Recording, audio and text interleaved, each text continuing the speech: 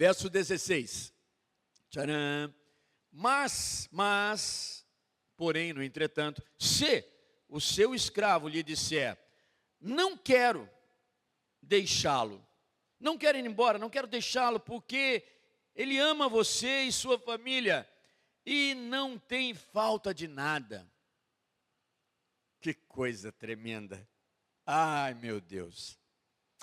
Verso 17. Então, faça o seguinte, apanhe uma sovela, apanhe um furador, aquele furador que eles usavam, uma pecinha desse tamanho, de madeira aqui, com uma haste de ferro pontiaguda, que eles furavam couro.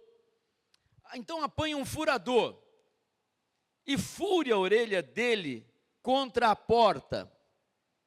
Fure a orelha dele contra a porta, e ele se tornará seu escravo para o resto da vida. E faça o mesmo com sua escrava. Ah, que coisa linda, que coisa tremenda. Espírito Santo, abra, Espírito Santo, os nossos olhos. Abra, Espírito Santo, o nosso coração. Nesse momento, aqueles que estão com os olhos com escamas, que estão com os corações petrificados por tantas situações difíceis, vem amolecendo, Senhor, esses corações, vem abrindo esses olhos, derrubando as escamas. Vem, Senhor, tirando os tampões espirituais dos nossos ouvidos, que possam impedir que nós entendamos a Tua palavra nessa manhã. Te pedimos, Pai, em nome de Jesus. Amém. Eu vou explicar para vocês o que era essa escravidão entre os hebreus. Realmente eram escravos.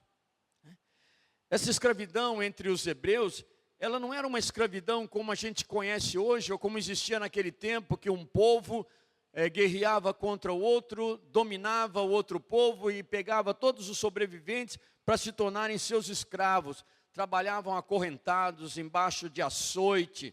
Até hoje nós temos isso, né? Um mercado transatlântico de escravos, mulheres, crianças, homens, escravos. Ainda existe hoje para trabalhar como escravos, para servir como escravos, sem direito a nada. Mas ali entre os judeus, entre os hebreus, era uma maneira de trabalho como servos por um prazo determinado. Diga comigo, 6 anos. 6 anos eles trabalhavam. E no 7º, trabalhavam como escravos, como servos. E no 7º, ou seja, o ano sabático, número 7, 7º dia, o ano sabático, eles eram livres. Então assim que funcionava, né, o que eram esses escravos. E como um hebreu, como um irmão ali da mesma raça deles, um dos judeus, se tornava escravo de outro hebreu. Como que acontecia? Então 3 motivos levavam esses hebreus a se tornarem escravos. O primeiro deles era uma dívida financeira. Então a pessoa, ela contraiu uma dívida muito alta e ela não conseguia pagar. Aí, o que ela fazia? Ela poderia se vender como escravo para um dos irmãos hebreus para quitar aquele débito. Isso aí está lá em Levítico, capítulo 25, verso 39. Só estou falando, vai gravar, vocês assistem. Então, por dívidas financeiras. Eu não sei aqui quantos têm dívidas que são assim, muito grandes. Eu não estou comprando ninguém aqui. Mas eu sei quem pode comprar. Então, se você hoje está nesse caso, você pode se vender a um grande Senhor.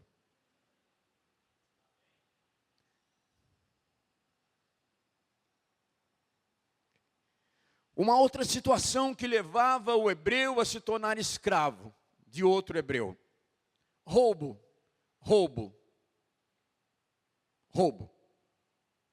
Se alguém roubasse e não pudesse restituir o que havia sido roubado, então não era nem por vontade própria, ele era vendido como escravo até pagar aquela dívida. Isso também está na Bíblia, está lá em Êxodo capítulo 22, verso 3. Roubo. Então ele fez alguma coisa ilícita e ele tinha que restituir. Ele tinha que fazer com que a coisa se tornasse bem novamente. Eu não sei se é o caso de alguém aqui. Você fez alguma coisa ilícita, algo muito sério, e você não tem como restituir. Então você também pode se vender como escravo. O terceiro ponto, então, dívidas financeiras, roubo. A terceira coisa que podia fazer com que alguém se tornasse escravo de outro irmão: pobreza extrema. Uma pessoa, ela poderia se oferecer voluntariamente como escravo para ter sustento e abrigo, porque ele chegou numa pobreza extrema. Tudo que ele fez deu errado, ele não conseguiu nada, ele se afundou e ele se empobreceu, ele começou a ser morador de rua por esse motivo. Ele não tinha mais como sobreviver, ele poderia se vender como escravo. Coloco a mesma coisa, não sei a sua situação hoje. Se você está numa pobreza extrema, espiritual, emocional, pobreza extrema, você também pode se oferecer voluntariamente para se tornar escravo desse Senhor. Isso está em Deuteronômio capítulo 15, verso 11 e 12. Muito bem. Mas existia uma lei chamada lei sabática. Sabática vem de sábado, né, de sabá, do descanso, dia do descanso, o sétimo dia, que quando Jesus veio, ele mostrou que ele é o Senhor do sábado. Então nós, cristãos, nós não precisamos guardar exatamente o dia de sábado, segunda, terça, quarta, quinta, sexta e sábado, porque Jesus é o Senhor do sábado. Ele é o sábado, Ele é o nosso descanso. Então existem outras maneiras que nós tratamos. Nós não entendemos que o sábado de um dos dias da semana tenha que ser aquele que nós não podemos trabalhar ou descansar. Não entendemos isso biblicamente, é o nosso entendimento. Mas no Antigo Testamento existia a lei sabática. 6 anos de trabalho como escravo. E a libertação seria no 7º ano. É uma lei que Moisés determinava que um hebreu, nós não estamos falando de outros povos que eles venciam guerra e traziam como escravos eternos. Mas os hebreus, os irmãos, ele não poderia ser mantido escravo para sempre. Existia essa lei. Eu vou ler para vocês, essa lei está em Êxodo 21, verso 2. Essa eu preciso ler. Se você comprar um escravo hebreu, então era possível comprar um escravo hebreu, ele o servirá por 6 anos, mas no 7º ano ele será liberto, sem precisar pagar nada. Então, independente do motivo pelo qual alguém se tornasse escravo, ele deveria ser libertado no 7º ano, sem necessidade de pagamento. A dívida era quitada totalmente. Interessante você notar que o Antigo Testamento, né, a Bíblia, minha Bíblia, por favor. A Bíblia, ela se divide em 2 partes. Uma antes de Jesus e uma depois de Jesus. A parte antes de Jesus, nós conhecemos como a Antiga Aliança, o Antigo Testamento, o Velho Testamento. E a parte que vem depois de Jesus é a parte da Nova Aliança, do Novo Testamento. Amém? Então, a Bíblia se divide em 2 partes, com os seus 66 livros. A Bíblia é uma biblioteca, né? E no Antigo Testamento, tudo o que acontecia ali era uma sombra, era uma tipologia do que viria com o Novo Testamento, com a vinda do Messias, com a vinda de Jesus. Então, quando nós lemos a Bíblia, muitas vezes nós podemos não entender. Por exemplo, o livro de Levítico, um livro difícil de se entender. Quantos sacrifícios, quanto sangue derramado de animais, isso e aquilo. Mas tudo estava mostrando para um sacrifício perfeito, que um dia seria Jesus. Então tudo na Bíblia, do início ao fim, aponta para Jesus. A gente precisa ler, pedindo ao Senhor que nos revele aquilo que nós não entendemos pela própria Bíblia. E a cerimônia de furar a orelha, nós lemos que aquele escravo, então, depois de 6 anos, ele poderia ser liberto, ou se ele decidisse ficar, ele ficaria, mas teria que furar a sua orelha. Se vocês repararem, eu tenho a orelha furada. Desde que eu nasci, escolhido eu fui, por meu nome ele me chamou. E furou minha orelha lá atrás. E eu furei de novo quando aceitei Jesus como meu Senhor e Salvador. Minha orelha esquerda é furada. Que coisa linda, né? Antes eu tinha o maior complexo dessa orelha furada. Hoje eu tenho a maior alegria. Mas é só um simbolismo. Não precisam furar as suas orelhas. Amém? É algo pessoal. É o quê?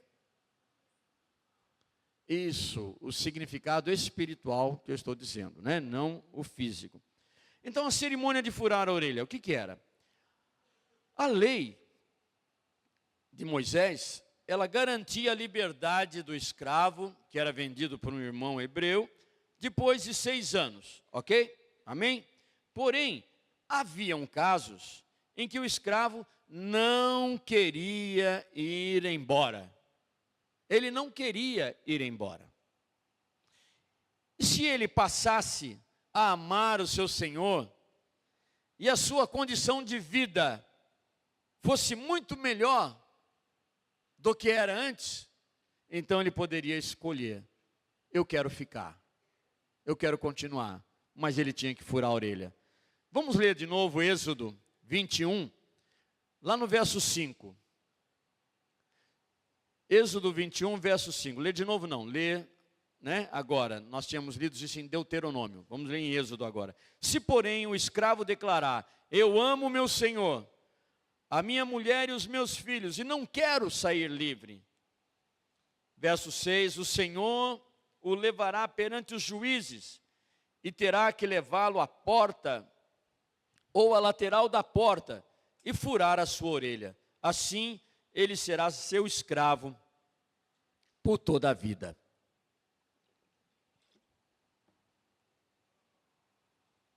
Vamos voltar lá para Deuteronômio capítulo 15, verso 16. Eu estou insistindo para isso ficar bem fixado para nós, amém? Verso 16, Deuteronômio 15. Mas, se o seu escravo lhe disser que não quer deixá-lo, porque ama você e sua família, e não tem falta de nada, então apanhe uma sovela, um furador, e fure a orelha dele contra a porta, e ele se tornará seu escravo para o resto da vida. Faça o mesmo com a sua escrava. Bom, agora a gente vai explicar um pouquinho esse ritual de furar a orelha. Porque, como eu falei, tudo é uma sombra do Novo Testamento, tudo aponta para Jesus. Então vamos entender esse ritual de furar a orelha. No final da pregação, eu vou pedir para a pastora Roberta trazer para mim uma sovela, um furador, e quem quiser a gente faz esse cerimonial, esse ritual. Amém? Fiquem à vontade, né? É como um ato profético, para ver sangue, né? Então, uma explicação desse ritual. O servo, o escravo, ele deveria declarar publicamente. Eu vou pedir para vocês repetirem publicamente para ficar gravado. O servo deveria declarar publicamente, para um monte de gente ver, que queria continuar servindo o seu Senhor. Teria que ser público. Então vamos ver isso lá em Romanos 10. Romanos capítulo 10, uma carta que Paulo escreveu, portanto, depois de Jesus. Verso 9. Uau! Posso ouvir um uau assim? Uau! Vamos lá, um glória a Deus, vá. Se você confessar com sua boca que Jesus é Senhor e crer em seu coração que Deus o ressuscitou dentre os mortos, será?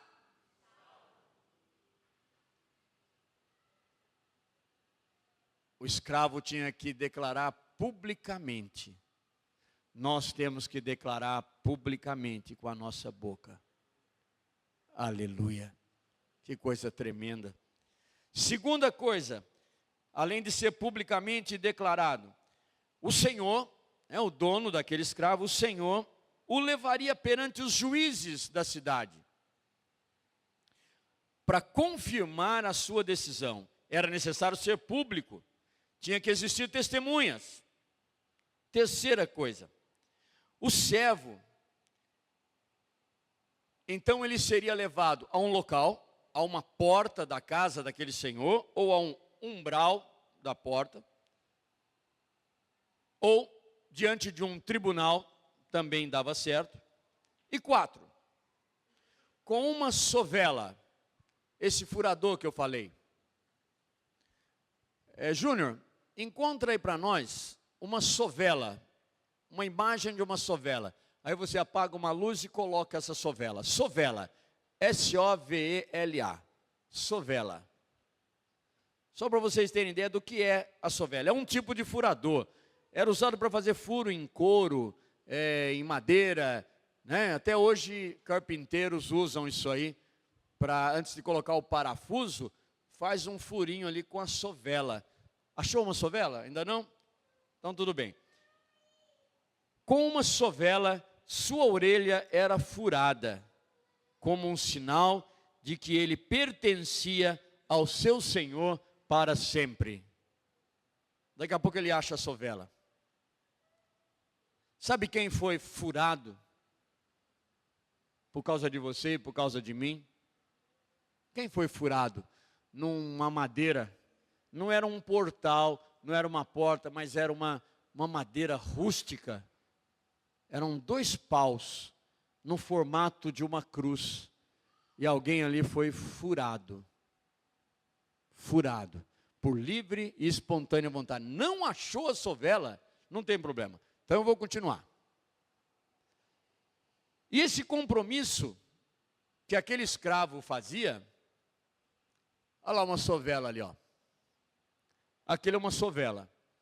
Aquela ponta é muito aguda. Amém? Obrigado. O compromisso que esse escravo fazia, ali publicamente, diante das pessoas, diante dos juízes, furava a orelha com uma sovela na porta da casa do seu dono, era para toda a vida. E era uma submissão voluntária. Ele não era mais um escravo por dívida, por negócio, mas por convicção. Era uma decisão pessoal.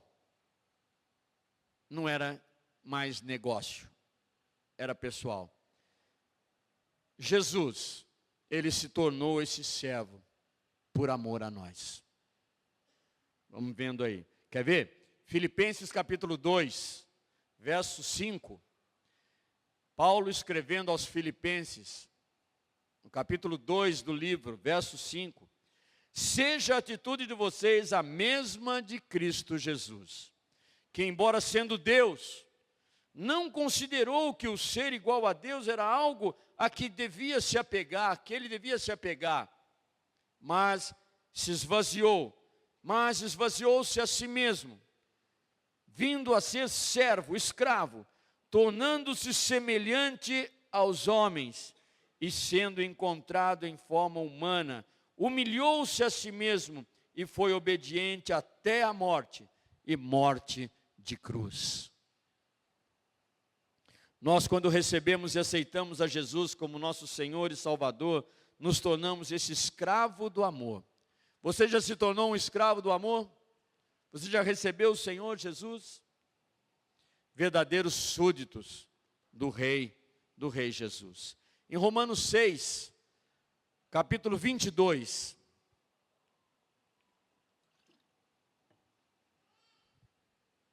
Mas agora que vocês foram libertados do pecado, da dívida, e se tornaram escravos de Deus.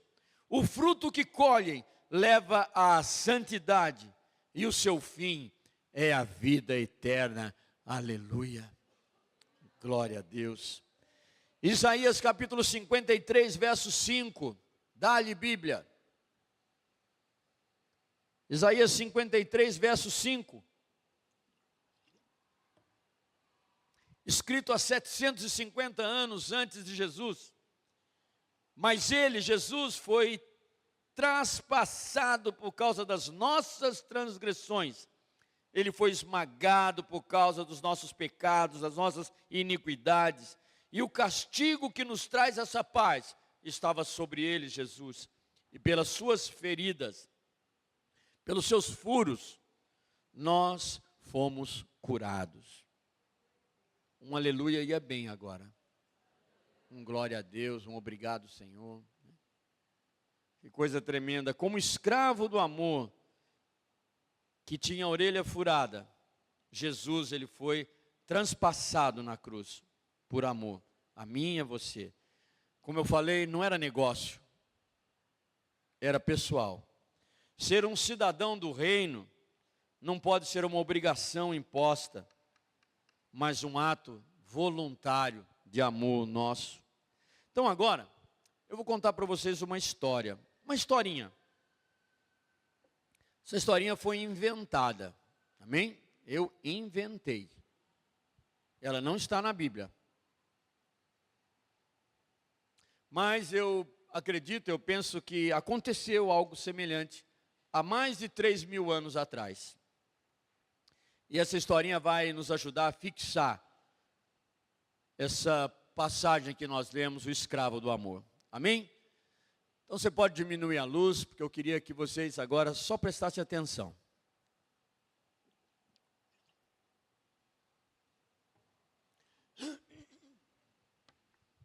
Eu vou ler,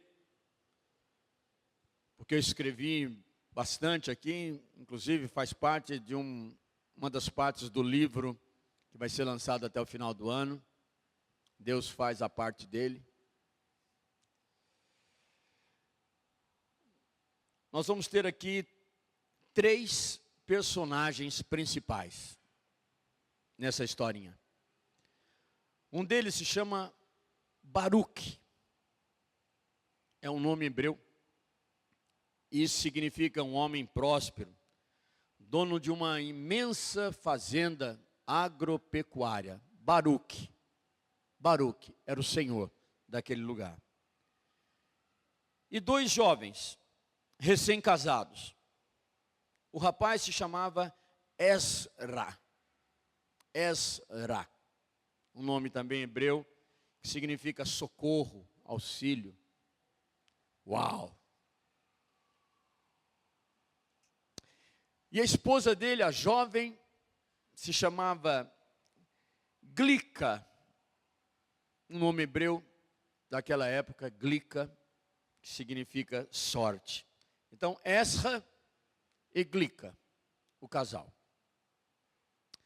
Então, a história é assim. Era bem de manhãzinha. O galo estava ainda afinando o seu gogó, quando Ezra despertou. Era o dia da sua libertação. Já haviam se passado 6 anos, desde que ele se tornou escravo na casa de seu senhor, um homem próspero, porém justo e generoso, chamado Baruque. Durante esse tempo todo, Ezra aprendeu a valorizar não apenas o pão que comia, mas o ambiente de respeito e bondade que cercava aquela casa.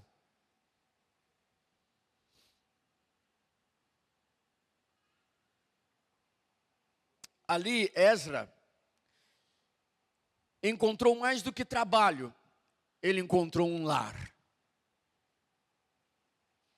Ao longo daquela manhã, os outros escravos o observavam com um ar de curiosidade.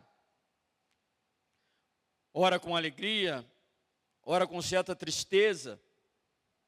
Alguns o parabenizavam pela liberdade que ele receberia, enquanto outros perguntavam se ele já sabia para onde iria. Esdras apenas sorria e evitava responder diretamente. O seu coração estava bem apertado naquela manhã.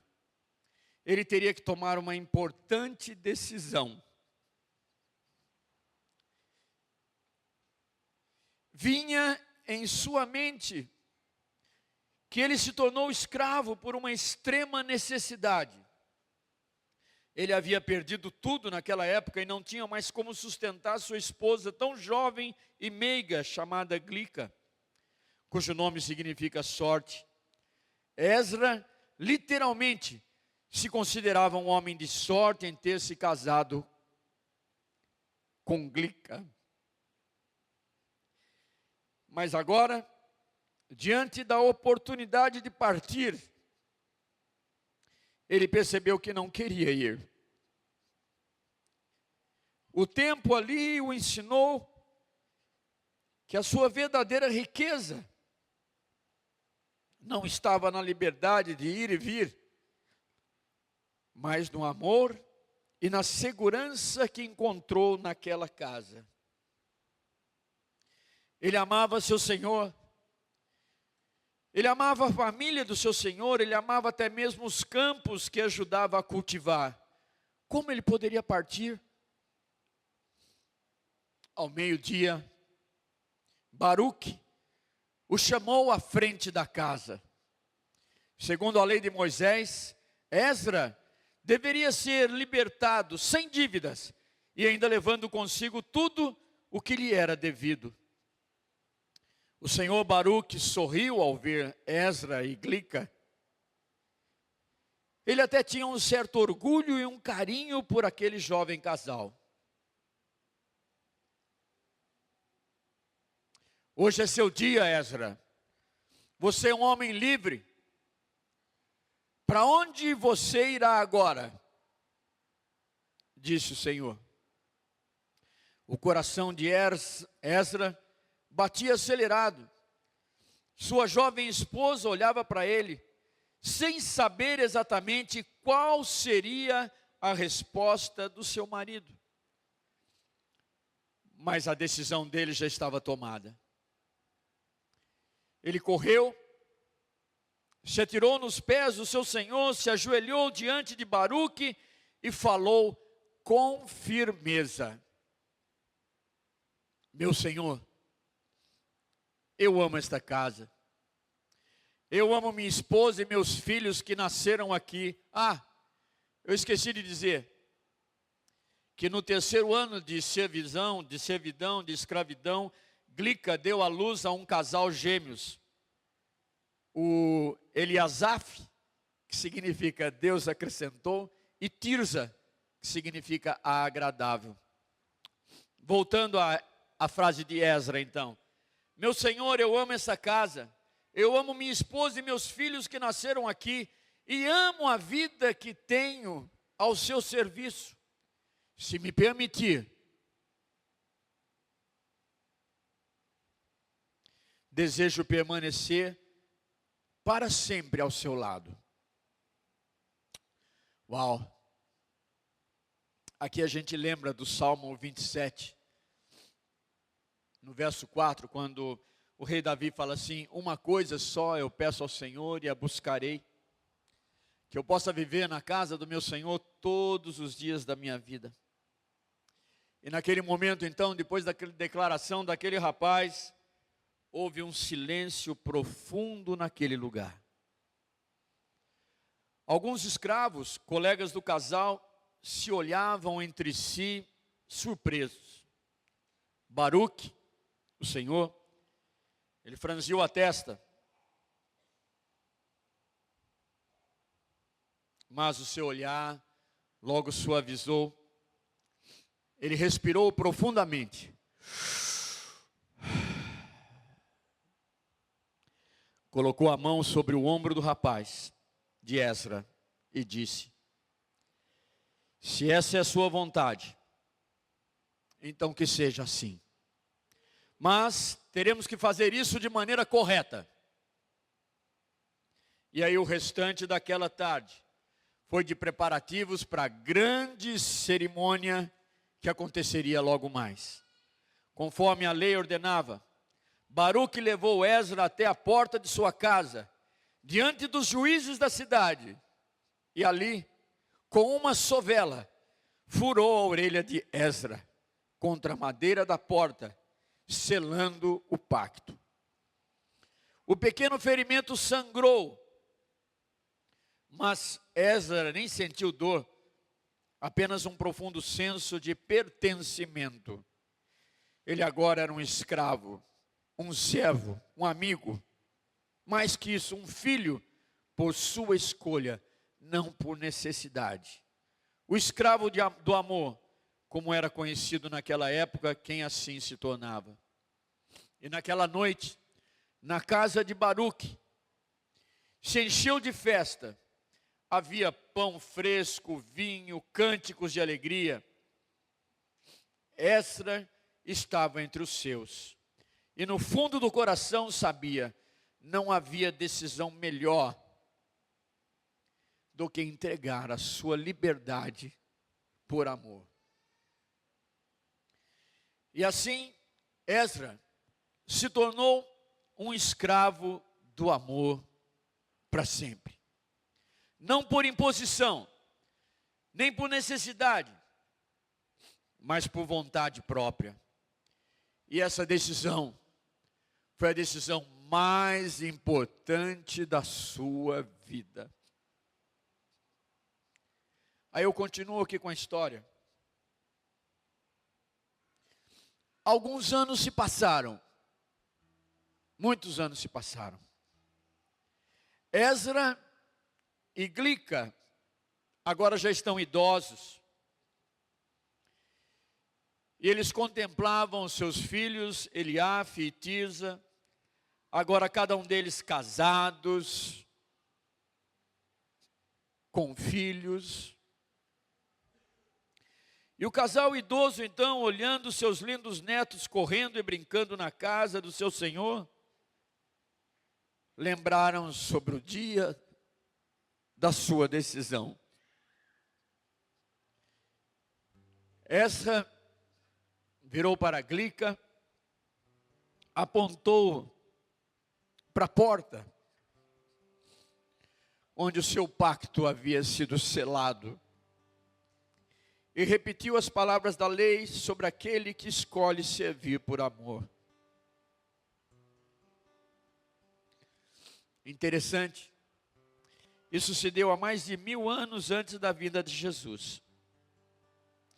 E lá atrás, sem saber, Esdra, ele refletia um futuro muito maior, a do Messias que viria para entregar a sua liberdade e tornar-se servo por amor à humanidade. Jesus Cristo, tal como Esdra, entregaria a sua vida voluntariamente, escolhendo a obediência até a cruz, selando seu compromisso, não agora com uma sovela, mas com pregos, cravos e sangue, para trazer salvação eterna para mim e para você.